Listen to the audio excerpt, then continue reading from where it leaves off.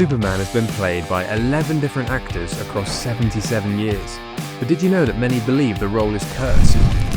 So I watched every single live-action Superman adaptation to see how they compare to modern-day standards, and to decide once and for all whether the role is really cursed or if it's just a load of bollocks. Starting with our first actor, all the way back in 1948, Kirk Alyn. He played the Man of Steel in a show that spanned 15 episodes and hung up his cape just 2 years later. Now, finding footage of these episodes is harder than Diddy at a freak-off, but what I did find was about as expected for a 77-year-old TV show. It's pretty standard Superman stuff really, rescuing Lois Lane from various bad guys, being a mild-mannered reporter, you get it. But the fun starts when he starts flying.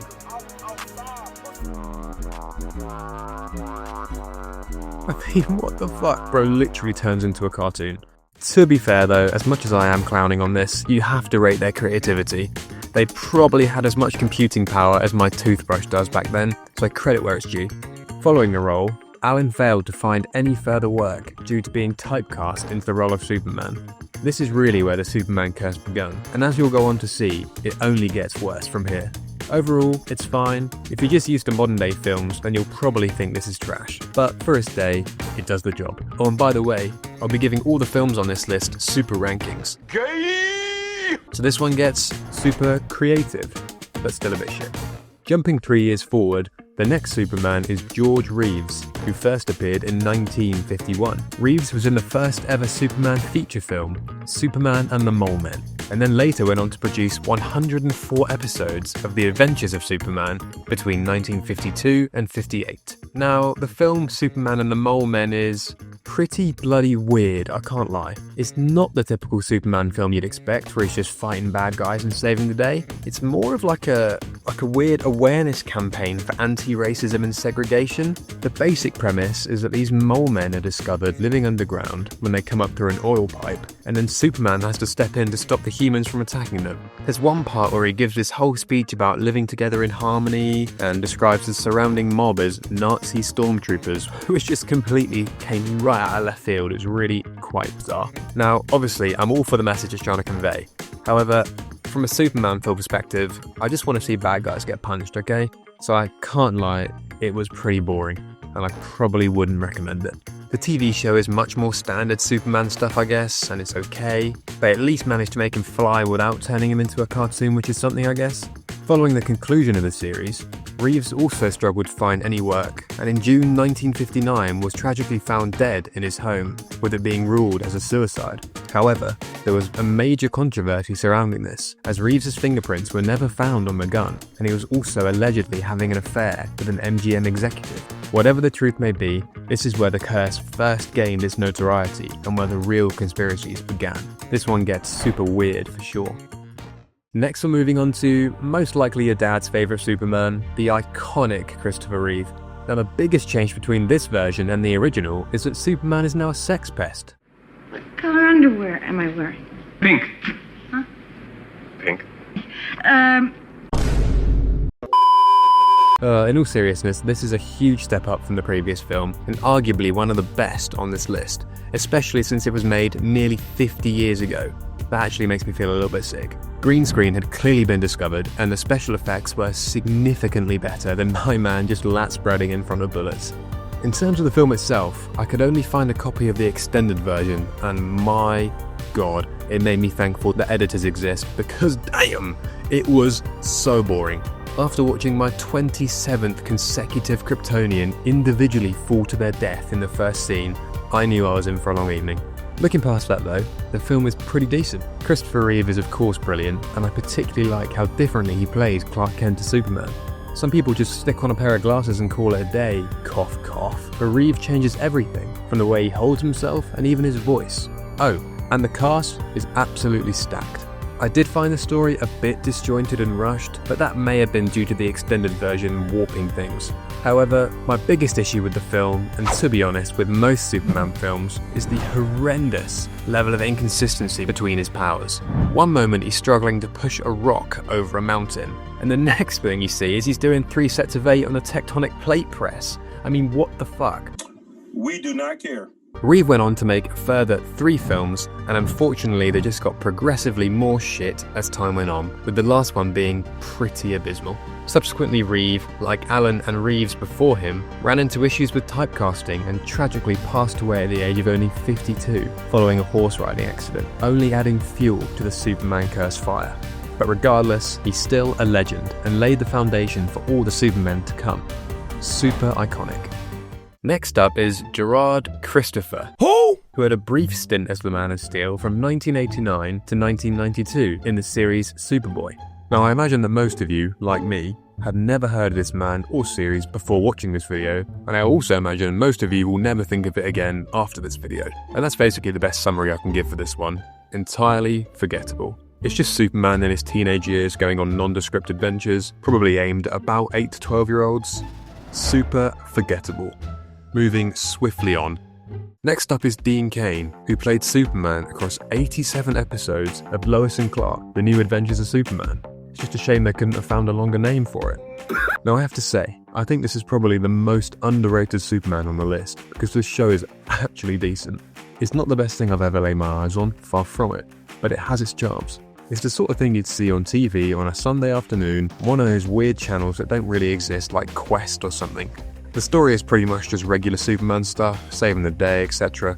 And as you'd expect, it's full of cringe as fuck one-liners like this. If it's all the same to you, I'd like to run for my life now. Get out! The effects are also pretty good. I actually prefer practical effects for flying in some cases, and I think they nail it here. And the super speed looks pretty cool too. The main difference with this show is that there's a much heavier focus on the relationship between Clark and Lois, as the sharper amongst you may have noticed from the title. And to be honest, this is probably the show's strong point. Cain and Terry Hatcher have great on-screen chemistry, and are a great example of why you should cast based off this, rather than just off looks. My biggest complaint with the show, however, and by the way this is coming from a guy that's built like tender stem broccoli, is that a lot of the time Superman looks like he needs to hit the gym. I know body standards are different nowadays, but I'm just saying, he looked on the smaller side, that's all. Now interestingly, Cain is the first actor to definitively break free from the curse, and go on to have a fairly successful career following the role. He had parts in Frasier, Law & Order, and really just gave hope to all future actors that their fates were not yet sealed. Super underrated. Our next Superman is a much more well-known one, Tom Welling, who played Superman in the cult classic TV show Smallville, starring in 217 episodes across 10 years. Damn! Similar to the series Gotham, Smallville acts as a prequel series to the more well-known films, detailing Clark's early life, him discovering his powers and forming relationships with the well-known Superman characters. Now, I do have a confession to make. I have not watched all 217 episodes of Smallville. However, from what I have been able to read online and from the clips I've seen, it looks like this show is actually pretty decent and something I'd really enjoy. And so if there's anyone out there watching that's seen Smallville and could recommend it, please let me know in the comments down below and I'll binge the entire thing. And so, I won't pass comment on the actual show, but all I will say is this. Dude is probably the most attractive man I've ever seen. Like, what the actual fuck? Me and Tom Welling need to be nerfed big time. And so I'll just give a simple rating of super handsome. Okay, on to our next film, the 2006 film starring Brandon Routh, Superman Returns. Now can please someone let me know what the deal is with this film? Like what actually happened after it was made? I've never seen a single clip, heard a single reference to it, or even come across a DVD copy in my life. Was it cursed? Okay, I'm just being a dickhead now. Although, according to Wikipedia, 3 members of the crew sustained pretty bad injuries during the production, with one falling down the stairs, one being mugged, and one smashing into a window. The director, Bryan Singer, said, and I quote, "My DVD crew absorbed the curse for us, so make of that what you will." Anyways, whatever the reasons, it's a shame that I haven't heard about it, because I actually thought it was decent on the whole. The plot was pretty standard. Superman returns to Earth after an unexplained 5-year absence, flexes on some civilians by catching a plane, drops some game on Lois Lane, foils Lex Luthor's ridiculous plot to take over the world, and overall just saves the day, nothing crazy. Now, seeing as this is in the 21st century, the effects were actually decent. The scene where he catches the plane is pretty cool, and the scene with a bullet just compressed on his eye was pretty lit, I can't lie. Unfortunately, however, that's where my positives end. On the other side, this film is way too long. I found myself getting pretty bored after the opening sequences, and you could have easily cut out 30 to 40 minutes. Also again, the issue of power inconsistency is pretty apparent, although, to be fair, I did appreciate it that Superman at least looked like he was trying just a bit harder to lift out that entire fucking continent out of the sea than when he lifts the car, so there's that at least. And lastly, and the bit that pissed me off the most, was the fact that Clark Kent came back from his 5-year sabbatical the exact same day that Superman came back from his 5-year disappearance. And not one bright spark in the whole of Metropolis could put together that just maybe that might be a coincidence. Just maybe. Doesn't even try to make himself look any different to Superman, for fuck's sake. He just slaps a pair of glasses on and calls it a day. I mean, it's just ridiculous. Even a fucking toddler could work that out. Anyways, sorry about that. Overall, this film gets a super, could have been so much more. Next up is my personal favourite Superman on this entire list, and probably the most famous one, the one and only Henry Cavill. He first took up the role in 2013 in Man of Steel, which, hot take incoming, I think is the best Superman film there is, full stop. I'll get to the reasons why I think that, but for now, let's just talk about Cavill. Now surely, this man was made in a lab, because what the actual fuck? Call me Gal Gadot, because I don't know how to act right now. Kal-El, no! He reprised the role 3 further times in Batman vs Superman, The Justice League, and Snyder's Justice League, plus a cameo at the end of Black Adam, which will never be anything more than that. Barring the Justice League, I genuinely enjoyed all his films, and I think they're criminally overhated, especially the extended version of BVS. If you haven't seen that, watch it. It changes it significantly. But anyways, let's get back to Man of Steel. I know everyone says they took one of the most beloved characters in fiction and turned him into a moody teenager, but frankly I couldn't disagree more. People act like they rewrote the entire character, when really the biggest change is that now his underwear is underneath his suit.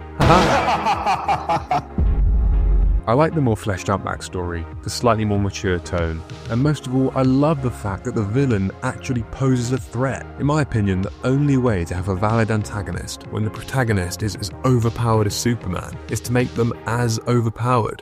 I just don't care if Lex Luthor has some kryptonite. As soon as Superman even hears the word mentioned, he would just fly in at super speed, smack the shit out of him, but no, he falls for it every time. Zod is the perfect villain for this film, and Michael Shannon's performance is just brilliant. I love him, to be honest, and anything he's in, I'll watch. He's great. The only thing I didn't like about this version of Superman was his relationship with Lois Lane. These two did not like each other. Overall, I'm still fuming about how dirty WB did Henry Cavill, I can't lie. If anyone has the authority to talk about the Superman curse, it would be this man. But that being said, no one in their right mind would say that Henry Cavill hasn't had a successful career, and so I think we just have to chalk this up to bad timing and bad luck. But you best believe I still cry myself to sleep every night. He gets a super, feel like pure shit, just want Henry Cavill back. I'm not going to spend any time on this one, it's here purely as a formality. Super, why was this even made? Our penultimate Superman on this list is Tyler Hoechlin, who starred in 53 episodes of Superman and Lois across 3 years, finishing just last year.